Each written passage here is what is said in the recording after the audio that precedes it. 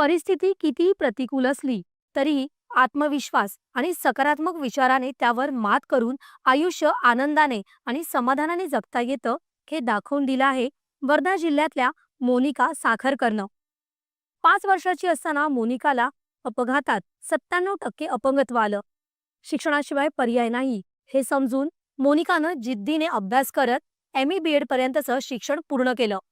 सध्या मोनिका विविध संस्थांसोबत दिव्यांग बांधवांसाठी काम करत आहे.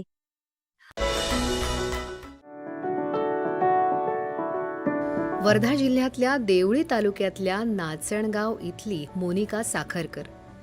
आईवडिलांनी 5वा वाढदिवस साजरा केला, मात्र हा आनंद हिरावला त्याच दिवशी झालेल्या एका अपघातानं. चालत्या रेल्वे गाडीतून पडल्यानं लहानग्या मोनिकानं एक हात आणि एक पाय या अपघातात गमावला. यामुळे तिला 97% अपंगत्व आलं.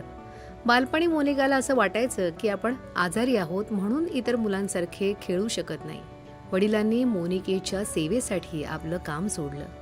मोनिकाच्या शिक्षण घेण्याच्या कामात दुर्लक्ष होता कामा नये याकडे आई वडिलांनी कटाक्षानं लक्ष दिलं. घरात सुद्धा स्वतःचं काम करण्यासाठी तिला कुटुंबावर अवलंबून राहावं लागायचं. व्हीलचेअरवर बसून शाळेत शिकताना इतर मुलांकडून प्रचंड मानसिक त्रास व्हायचा. कधी कधी मोनिका म्हणायची की बाबा आता मला नाही जायचं शाळेत, नाही शिकायचं पुढे. मात्र आई वडिलांनी तिचं मनोबल वाढवलं. शिक्षणाशिवाय कुठलाच मार्ग नाही हे समजून मोनिका जिद्दीनं अभ्यासाला लागली आणि तिनं MA-BEd पर्यंतचं शिक्षण पूर्ण करून आज तथागत ट्युशन क्लासेसच्या माध्यमातून ती विद्यार्थ्यांची शिकवणी घेते. तुलसी फाउंडेशनच्या माध्यमातून विविध शाळांमध्ये उपक्रम राबवते आहे. जेव्हा शाळेत जायची वेळ आली तेव्हा मला भीती वाटत होती शाळेत जायची, कारण बाकीचे मला चिडवणार, मला त्रास देणार. तर थोडे खचून गेले होते मी. पण नंतर माझ्या आईवडिलांनी मला हे समजावलं की तुला कोणाशीच घाबरायची गरज नाही. जरी तुला चालता येत नाही, कुठे जाता येत नाही, कुठे कॉम्पीट करता येत नाही, पण तरीही जर तू शिक्षणाला महत्त्व दिलं तर तू ह्या सगळ्यांच्या बरोबरीत येऊ शकते. म्हणजे तुझी खरी ताकद जी असेल ना, ते तुझं शिक्षण असेल. जसा मी माझा स्वतःचा त्रास समजून घेतला, तसंच मी इतरांच्या मदतीसाठी तुलसी फाउंडेशन 2018मध्ये मी सुरू केलं.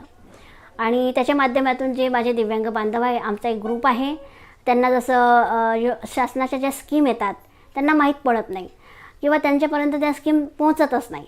तर त्यासाठी त्यांची सभा घेणे, त्यांना त्या स्कीम समजावून सांगणे, कोणते कोणते डॉक्युमेंटेशन लागतात. डॉक्युमेंटसाठी पण त्यांच्याकडे पर्याय नसतो, कारण सगळ्यांना ह्या गोष्टीची जाणीव नसते की प्रत्येक कागद आपण सांभाळून ठेवला पाहिजे.